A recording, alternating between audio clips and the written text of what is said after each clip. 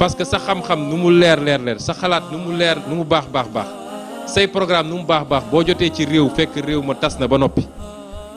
defe naa mandat bi yëpp yaa ngi xool nooy def ba defaraat li yàqu woon waaye doo tal ay développement moo tax ñu ne nañ ko nangul waaye nag ñun kenn duñu booleeg sénégalais yi parce que day def loo xam ne xam nga sénégalais dafa émotif bu ñu nee waa ji nee na woon a gars yi dialogue rek way ndeysaan waa dem leen waxtaan xam nga lii bu ko defee ku ne man dew ma rek kii moom nitu ay la gis nga waxtaan bu dee sincérité moo ko lal bu dee yéene gi sell na bu dee naxe mbaay taxu koo jóg waxtaan boobu day yomb ñëpp a koy bëgg ba ca njëkk mooy naka la ñuy demee waxtaan te li sénégalais yëpp di xaar te muy yoon di ko xaar ci Macky Sall moom àdduwu ci sénégalais li ñuy xaar ci Macky Sall mooy mu ñëw ne leen maa ngi leen di gërëm di leen sant defal ngeen ma loo xam ne mënuma koo fay kenn ndax nekk président de la république ci génération di nga gis génération lëm kenn moo ci am chance nekk président de la république ngeen may ma ko benn yoon mayaat ma ko beneen yoon malgré samay waxeet malgré jaay doole gi malgré résultat yu néew yi malgré chômage bi malgré ndóol bi malgré ngeen mayaat ma beneen te constitution bi ne kenn mënul toftal lu weesu ñaari mandat kon maa ngi leen di gërëm di leen sant bu soobee yàlla février 2024 sama mandat jeex ma organiser élection ci ni mu gën a rafete yemale ñëpp sénégalais yi seet ku leen doy ñu tànn ko ma dem continuer sama dund tranquillement ndax nag président de la république nag binduñu ko ci jëw nit ne da nga koy dund ba ilaa yow mi dinde te waxuma sax démocratie Europe yeeg yooyu mais fii Afrique barki démb la Tanja wala kii Niger la pare ñaareelu mandaam joxe Ghana moom dañ ko mujj miin keneen ak keneen keroog rek ñi ngi dégg Adama Barrow naan bu pare naa ci sa mandat bu jeexee léegi li lay defi moom élection am des na mais dafa teel a wax Gambien yi loolu la Sénégalais yi di xaar ci Macky Sall bu ko defee nag tey bu ko defoon Sénégalais yëpp ne ko oui monsieur le président ak lu mu mënoon def dinañ ne comme fexe na ba lii jeex ci jàmm nañ ko rusee loolu nit ñi doxal 10 mois yi jàmm am li mu am li ko dese ci ay chantier mu yeggali ko su ko mënee def li mu war a def dem yoonam lii nag suñ ci waxul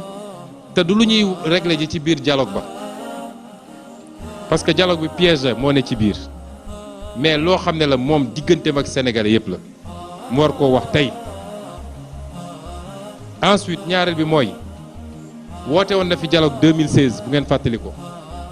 ñu jóge woon ci élection ci référendum bi 2016 bu leen fàttali ni référendum bi la ne woon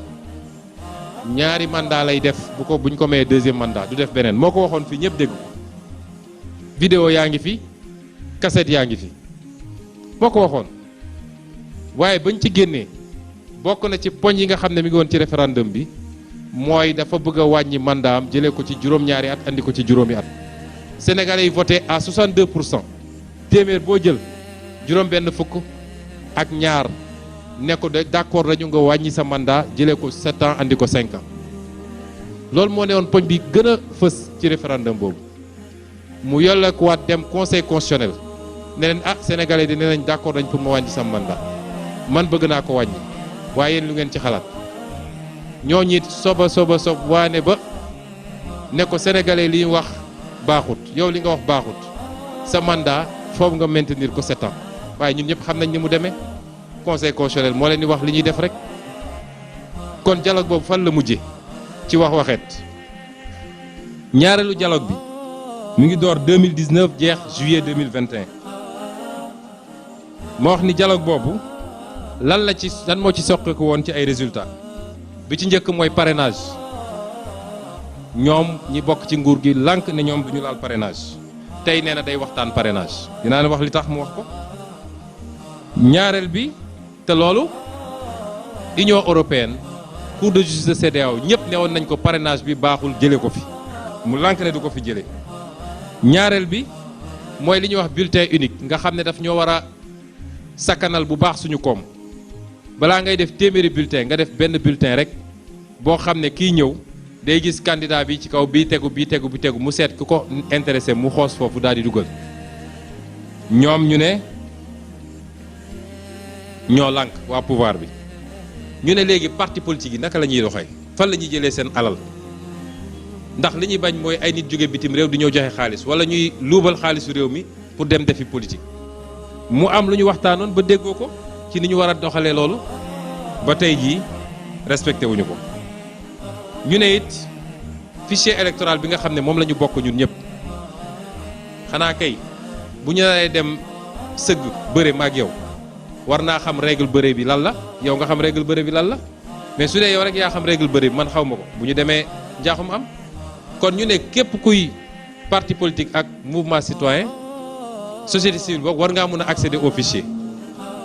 mu ne d'accord na ñu ne ko kon yaay jël décret bi war a tax ñi def loolu ba tey jii Macky Sall jëlul décret boobu 2019 ba léegi jëlul décret boobu nee na léegi nañ ñëw dialogue ñu ne léegi dañuy ut benn kuréel goo xam ne dafay am autonomie am indépendance am pour mun a organiser élection yi parce que xam nañu Sénat ak li fa nekk ñoom ñu daal di lànk ne loolu du fi amee ñu ne ko léegi loi yi nga créé di topp opposants yi di leen tëj ku noy yi sax nga dem tëj loi yooyu il faut ñu xoolaat ko parce que li mu mën a andi ci réew mi bëri na ci fitna mu lànk ne loolu du ci laal ñu ne léegi pour jàmm am ci géewu politique bi il faut que li nga xam ne moom la ñu dugal ci constitution bi 2017 te moom moo ko ci dugal mooy ku ñu condamné même su dee ñetti weer sax wala ñu def la amende bu ëpp 300 000 su ma juumul dootoo mën a nekk candidat loolu amul woon ba 2017 Macky Sall moo ko dugal fii ci réew mi mësuta am ñu ne ko lii mooy problème bi yëpp li nga bëgg a yóbbu assemblée naan amnistie ak yeneen lii moo ko gën nañu delloo si loi bi fu mu nekkoon avant 2017 te am na proposition de loi boo xam ne tey am na ay députés yu ko déposé ci table assemblée nationale suñu bëggoon régler problème mu éligibilité yëpp fii lañ koy régler fii mu jeex tàkk mu ne moo lànk du ko def kon ak yeneen yoo xam ne mun naa ko lim waaye dialogue yi fi musa am yëpp nga xam ne bu ci mujjee def nañ ci lu ëpp 1 milliard ci alal xam ngeen lan la juróon bu ci njëkk mooy ñu dàq élection locale yi ñaareel bi mooy parrainage bi pour élection locale yi maire yeeg président conseil départementaux yi ñu éliminer ko ñetteel bi mooy léegi bu ñuy fal maire ak président conseil départemental dañ koy fal directement bu njëkk ba dañ ko doon fal dañuy fal conseil bi daje seen biir daal di fal maire bi lii de mooy résultat dialogu Macky Sall yi ma wax nag ni Macky Sall dafa jàpp ni pour mu dialoguer ak nit faw rek mu téye la ba pare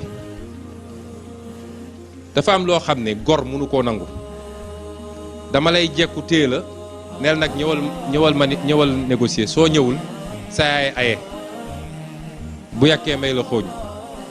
mooy wax Macky Sall ni ñun de suñu yaay mooy le peuple sénégalais suñu yaay mooy le peuple sénégalais te am na lu ëpp xooñ dafa am wax joo xam ne sax du waxu kilifa en réalité mais jàpp na ni ci géewu politique bi opposition bi surtout am na ñoo xam ne seen problème yépp mooy parrainage ndax parrainage du métti la mu ne kon ñooñu naa leen ne ñëw leen su ngeen ñëwee dinaa waxtaan ak yéen ci parrainage parce que jàpp na ni ñooñu foofu la leen jàppee foofu la amee poñ ci ñoom mu jàpp ni am na ñoo xam ne tey ils sont pas éligibles ci ay pexem moom donc ñooñu it il faut mu am lu ma leen sexal ñu ñëw mu leen su ngeen ñëwee dinaa def loi d'amnistie dégg naa nag loi d'amnistie moom ñor na daanaka sax naa def loi d'amnistie te mu mënoon modifier assemblée nationale léegi article L29 L30 mu régler problème bi mu ne non non non parce que su ma ko defee boobu day yaatu ñëpp ciy bokk waaye naa def loi d'amnistie te loi d'amnistie rek maa ngi avertir sénégalais yi ndax mun na ci dugal loo xam ne luubal yi am ci réew mi yëpp dañ ko ciy boole loolu nag bu ko ñi mu jagleel loi d'amnistie bu ñu ko nangoo ñoom seen bopp sax dafa mel ni tooñ nañ askan wi dugal ci loo xam ne dañu naan à partir de tey jii ñu voté loi d'amnistie bi ba peut-être 2012 wala 2000 nangam képp ku fi mus a luubal képp ku fi mus a def lii wala lële baal nañ la loolu boppam la ciy dugalaale ci njabootam dugalaale ci est-ce que loolu sénégalais war nañ koo nangu te ñu mënoon modifier article L29 L30 régler problème bi ñun bañu ñu waxtaan de mais day tegu ci yoon waaye waxtaan boo xam ne deal la pour lu ñuy séddoog lu ñuy tàmma jox la et cetera mu des nag léegi Pastef ak Ousmane Sonko mu ne Pastef ak Ousmane Sonko moom naa jàpp ñu bëri ci ñoom rek naa am ay otage politique ba pare créer Ousmane Sonko ay dossiers yu bëri ba nga xam ni buñ ci tollee dañ ko naan ñëwal négocier wala ñu yëngal dossier yi ñëwal négocier wala du ñu bàyyi ñële foofu nag la juumee ñun kenn duñu dugal ci loolu na def lu ko neex waaye ñun duñu koo xam ne dañ lay forcer négociation ci gannaaw bu ñu jëlee ab fetal teg sa bopp suñu deret nanguwul loolu may wax sénégalais yi nag ni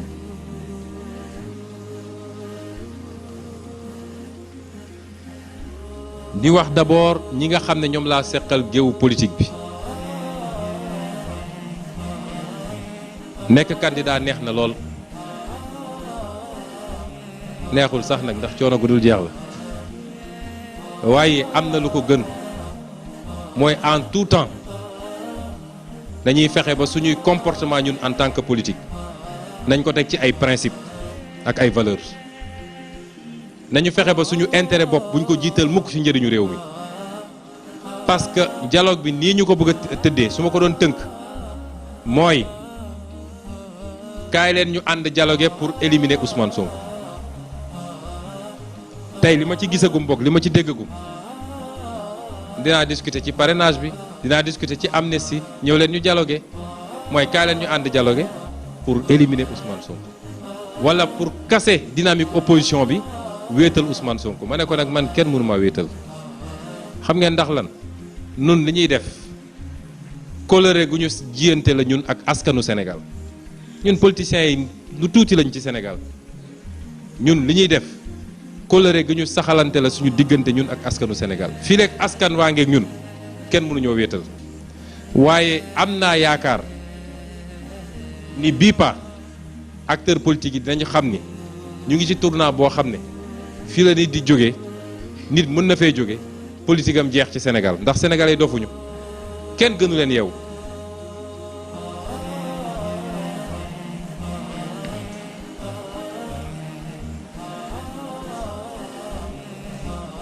dialogue bi it gannaaw nu ñuy def ba liquider Ousmane Sonko ñaareel bi ci mu ci jublu mooy nu muy def ba ñu valider ko 3e candidature am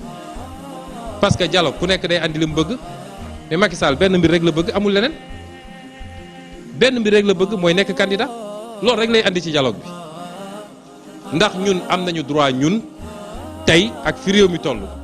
ak xeex yi nit ñi xeex 2012 bay bakkan rot ci ne d'accord ñu ci 3e candidature am nañu droit ñun ñu naan ñu waaw mun nañu bàyyi ñëpp ñu nekk candidat waaye à condition ngeen bàyyi ko moom it mu nekk candidat et cetera ñu dem dugg ci loolu est-ce que am nañu droit boobu. may wax askan wi ni doole gi nga xam ne Macky Sall mu ngi leen di gëmloo ni moom la yoru ko Macky Sall bu ko leeroon ni jekku nañu ñun ñëpp bu ko leeroon ni moo yor doole tey du négocier ak kenn su ñëwee di négocier. xam na li fi xewoon ak li fi xew ak li fiy xew te xam na ni askan wi dina taxaw kon moom nekkul en position de force ba bëgg ñoo jaay ay affaire nun bañu ñu wax ak moom mais na wàcc na descendre sur terre waaye toog waaye dialogue 10 jours lay def moom mooy wax ñaata jours lay def ci tel point lay porter sur cette base là nit ñi di wax affaire u dialogue non non mënul demee noonu may lancer un appel nag au peuple sénégalais di ko lancer ñëpp nag li may woo ñëpp laa woo démb rek maa ngi woon ci àll bi wala ci dëkku kaw yi bokk ndax foofu mooy dëkk dëgg nag démb rek maa ngi woon foofu te su ma ñëwee ba gis ñooñu fu ñu toll ci ñun damay dellu sant yàlla dama ne baykat bi sàmmkat bi artisan bi moo xam maçon la mécanicien